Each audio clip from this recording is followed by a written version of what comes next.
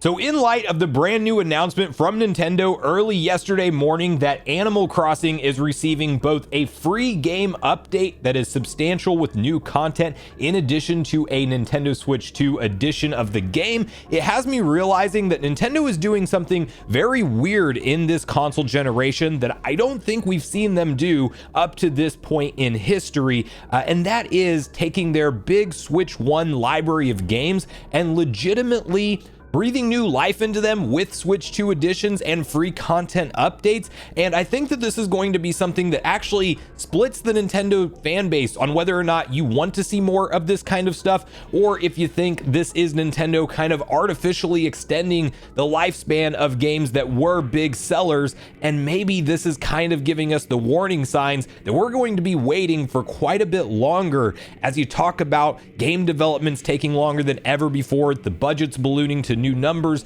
bigger than ever before. And when will we actually see the true next generation version of some of these games that are getting these free content updates and or Switch 2 editions? And what does it mean for a series like Super Smash Bros. Ultimate when we know Sakurai is giving us Kirby Air Riders this year?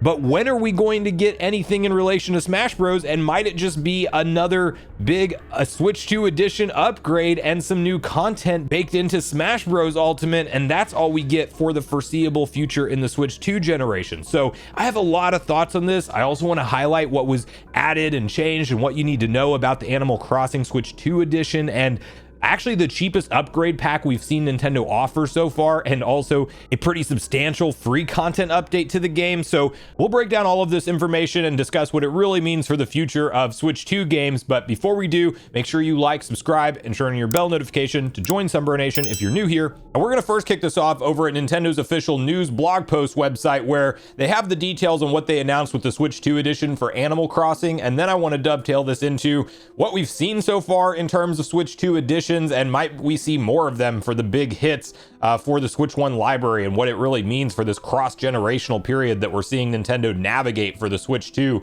kind of differently than anything they've done in the past in terms of their historical transition to new consoles. But first, you have here Animal Crossing New Horizon sails ashore with a Nintendo Switch 2 edition and free content update on January 15th. Ahoy, new things are en route to your island getaway. Whether you're planning to arrive on these shores for the first time or already a seasoned island resident, the Animal Crossing New Horizons Nintendo Switch 2 edition game is sailing onto Nintendo Switch 2 systems with enhanced features like higher resolution visuals, mouse control, an in-game megaphone that uses the system's built-in microphone, online play for up to 12 players, and camera play. That's not all. A free update is also coming to Animal Crossing New Horizons game for the Nintendo Switch system on January 15th. This update features a new resort hotel run by Cappen's family, and new themed items and characters, extra exclusives like Slumber Island for Nintendo Switch Online members, and more. The content of this update can be played in both versions of the game on January 15th. And first of all, I want to actually quickly call out this built-in megaphone or microphone feature, because you can see it in the game where a character is actually yelling out on the megaphone, and it seems like the person is calling their friend, but probably in relation to where they're at on the map.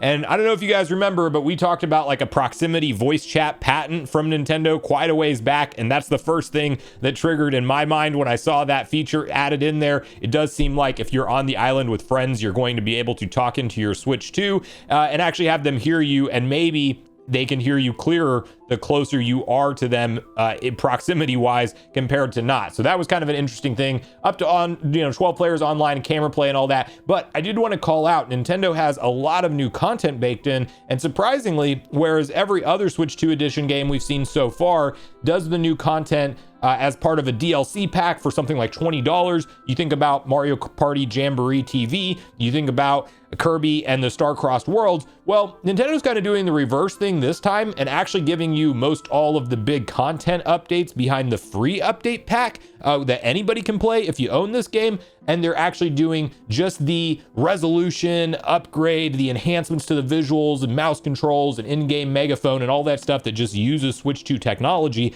They're doing that as the Switch 2 edition upgrade pack.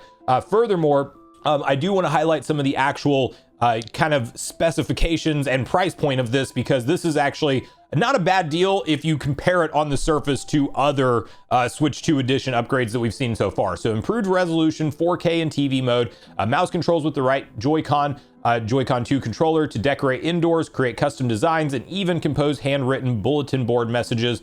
Locate residents by calling their names using the in-game megaphone item and the built-in Nintendo Switch 2 microphone.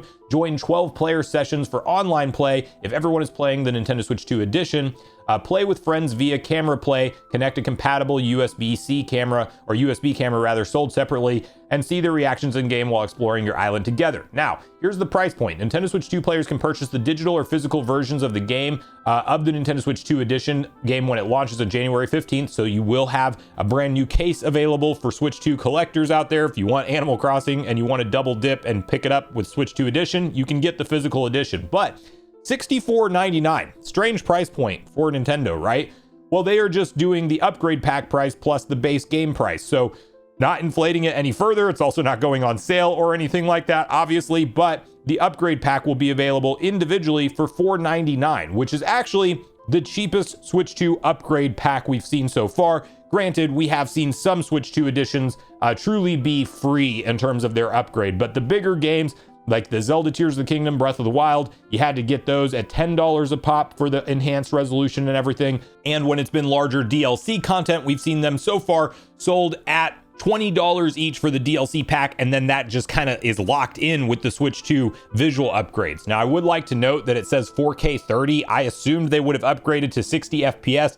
Animal Crossing is also not the type of game you really need to worry about FPS at all, but the smoother the better, and it would have been nice to see, and it kind of seems like it'd be fully possible, but for whatever reason, 4K 30 is what they've communicated in terms of the upgrade there, but the smoother resolution on a 4K display is really going to be the biggest upgrade for the Switch 2 edition, in my opinion, unless if you're really into mouse controls and you want some of that more precision for some of the in-game content that makes sense for that. But then to quickly highlight a few of the new pieces of content that's part of this upgrade pack: Resort Hotel's grand opening. A resort hotel is opening up on the pier, and it's run by Captain's family to bring guests in off the island. You'll be decorating guest rooms and more, plus find new furniture and clothing at the souvenir shop and dress up mannequins with outfits that guests can wear, making life more convenient.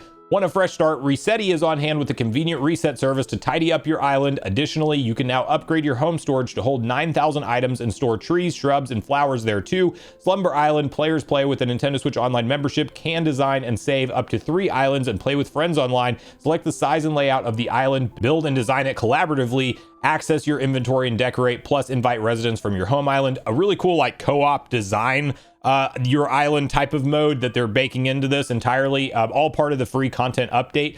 Collaborations, collect Nintendo items like the Ultra Hand and Nintendo consoles in-game to add some classic flair to your island. Nintendo Switch Online members can play select classic Nintendo titles in-game when interacting with specific Nintendo console items too. Lego items will also make their debut with this update, and select the Legend of Zelda and Splatoon series amiibo to invite certain characters and unlock various items inspired by these series. So cool update all around. Listen, I am not against these content updates, and I think it's a really cool thing to see fans have a reason to get back into this game and experience some new stuff firsthand, especially, you know, if you're waiting for the next one, that's where it really kind of changes the tone, because it probably means it's further out. But at the same time, we are at the beginning of a generation having a reason to go back and play some of Nintendo's biggest hits, because when you look at, Tears of the Kingdom and Breath of the Wild, they got a Switch 2 edition, 4K 60, all of the upgrades with new voice memos and stuff like that that's tied into the smartphone app, and how you navigate with the map in real time on the smartphone app and stuff like that. Like, it gave the Zelda fans a reason to at least go check out those games again and hop back into them. I have yet to do that. I mean, there's still been so much stuff to play that I'm going to get around to doing that at some point. But this is big for the Animal Crossing fans, giving them that reason to go get a Switch 2 if they don't own one, and at least, experience the better resolution and this part of this new free content update. But then you really do start to have to ask the question, we are very much seeing Nintendo navigate the beginning of their Switch 2 generation by relying heavily on these Switch 2 edition games. I mean, just to look at what they've done so far: Super Mario Party Jamboree plus Jamboree TV, The Legend of Zelda Breath of the Wild and Tears of the Kingdom, and of course Kirby and the Forgotten Land, in addition to Starcross World. Pokemon Legends ZA, their big holiday game that's actually packed in with the Nintendo Switch 2, is a Switch 2 edition. and we have Metroid Prime 4 Beyond, the Switch 2 edition that also is releasing on Switch 1. So I say all that to say this is a very different strategy than we've ever seen Nintendo utilize in the past when it comes to them transitioning to new console hardware. They are typically the company to pretty quickly jump to the next generation and kind of ditch support from the old one. And I think it's really interesting because with the 150 plus million install base that's on the Switch, and it's still selling, to be fair, even though we've seen a price increase on it in the US here, there are still some people that are going out and buying the Switch 1 family of systems. And Nintendo is still releasing content for them through 2026. And this Switch 2 edition is a larger part of their strategy to not only bridge the gap to get them into their new console generation with the Switch 2, but it is also creating this conversation around when's the next time we are going to get a true, fresh, brand new installment in some of these franchises. And now Animal Crossing being really a big one that fans were like, hey, maybe we're just getting the new one soon, because Animal Crossing came out in 2020, 5 years ago. And typically in history up to this point in time, that's enough and plenty of time to develop a game. Nowadays, we are seeing 6, 7, 8 year development cycles. You look at October of this year that we're in or wrapping up right now. It's been 8 years since Mario Odyssey launched on Nintendo Switch, and we have no new 3D Mario in sight. No new mainline 3D Mario experience has been given to us since Mario Odyssey. So you stop and think about that, and you stop and think about the fact that a lot of these games that we kind of thought Nintendo might be pretty close to ready to go with how long the Switch 1 generation was, but now we're seeing them kind of extend the life of certain Switch 1 products that it makes sense to do that for because they have such big install bases around. Like, it is good news and it is free content for Animal Crossing fans, and I think that that's awesome. But you do have to have that reality check conversation, though, that we might not get the next Animal Crossing now for a couple years or more from here.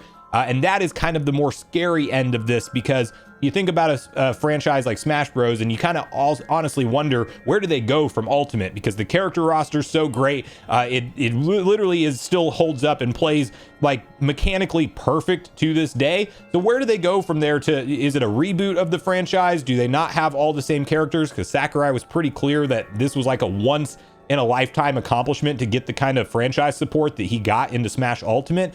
So does that just get a Switch 2 edition and we're really going to be looking at a Smash Bros. Ultimate upgrade for this generation for the foreseeable future? Or is there fresh new installments for Animal Crossing, Smash Bros. And the next Zelda and everything else that we want to see actually relatively soon into this console generation? And that's where I think, we're seeing this kind of split online where the very core Nintendo fan base is happy either way because, we got the new Mario Kart game right at launch. We got Donkey Kong Bonanza with his own big 3D adventure that we never see that kind of love given to Donkey Kong up to this point in time. We got that this generation. It's really cool. We're getting Kirby Air Riders as a big holiday game this year. That's also a really cool thing. But you do think about Nintendo staple franchises, the Mario, the Zelda, the Animal Crossing, the Smash Bros, amongst others, Splatoon, getting a free content update, and Raiders is being on the way, a spin-off game.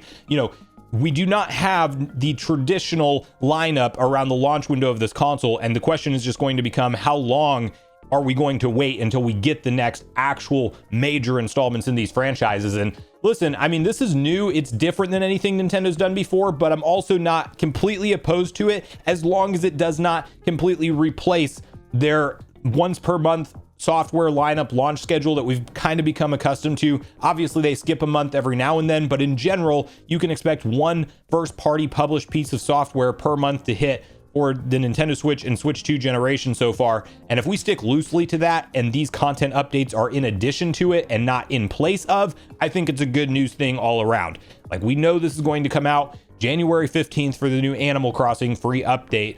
And if that comes out and that's the only thing Nintendo has up their sleeves for January, that would, to me, feel like Nintendo's kind of phoning it in that month, or they don't have anything else they could give us in that month that is a new from the ground up game, or even just a HD port or remaster that fans have been wanting. Like, it will be kind of an easier way out to update Nintendo Switch 1 games and make that a monthly game as opposed to having something new from them. So that is kind of what I don't want to see. But if we do actually see that January date come around, Animal Crossing fans get their update, plus we have something else to look forward to in that month, that is yet to be announced, or something we're going to learn about with a short turnaround time, I mean, I'm all for this at the end of the day. So I think it's a really interesting time to kind of navigate and look at where we're headed from here in the Switch 2 generation. But it did become very apparent to me that Nintendo might not be done with Switch 2 editions, and we might be getting quite a bit more of these throughout the rest of the generation. Pikmin 4 is currently rumored from Nashweedle to be getting a Switch 2 edition at some point. We did get a free content update with that one recently, not the Switch 2 edition though. So where do we go from here? And that'll really be interesting to see, but I really want to hear from you guys at this point in the video, you know, what you want to see get a Switch 2 edition. What are your overall thoughts on Switch 2 editions, and do you like them in general, or is it something that you really feel like is Nintendo just kind of making their last generation of games last a little bit longer? Obviously, another one to mention real quick, like we know Mario Wonder plus Bella Bell Park is coming in spring of 2026. So it's like, is that stuff exciting to you, or stuff that you really like feel like you've already played those games and you want to just see more new content? And what do you think about the way they did the Animal Crossing update this time around? Because they are doing the $5 upgrade pack for the resolution stuff, and they're doing most of the content all free. You want to see more of that? Is it not something that you're really too interested in either way? And what do you think it means, if anything, for series like Smash Bros. And other franchises and things like that? So make sure you share all your thoughts and feelings in the comments down below before you leave, regardless if we agree or disagree. Also, make sure you like, subscribe, turn your notification bell. And with that, I've been Sunbro, you've been Nation. Thanks so much for watching, and I'll see you guys in the next video.